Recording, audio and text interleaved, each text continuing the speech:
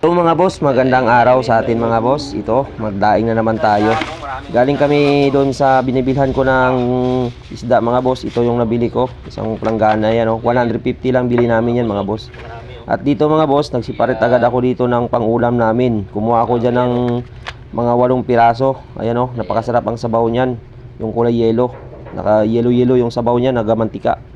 At ito na mga boss, naglinis na agad tayo at nilinisan natin. Ayan na, oh. At makakain muna tayo bago tayo dadaingin yung iba.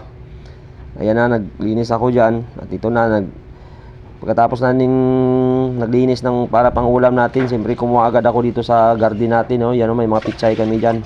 At match talaga yan sa pangsabaw dyan sa isda na yan. Ito na mga boss, napakasarap ang sabaw niyan mga boss, oh. Tingnan nyo, fresh na fresh yan mga boss. Galing bagong kuha lang talaga yan. Higaan pa natin yung 2 pirasong sili. Ayan na, kain tayo mga boss. Pagkatapos natin kumain dyan, siyempre dito na bumalik ako dito at dadaingin ko nga tong mga iba. At ito, ginapabiyak-biyakin lang natin yan. At linisan, biyak, ganyan lang pagkagawa ng daing mga boss, oh. Napakabilis tayo gumawa. Ayan, at itong kulay puti na yan, isiparit namin yan kasi pang ulam din namin yan mamaya. Sabi ng kasama ko, sarap daw yan kalamansi, yung pang paasim dyan, sabawan din namin yan. Napakasarap yung ang sabaw niyang isdaan na yan, oh. Ayan, oh. Ayan mga boss, iparit ko na yan.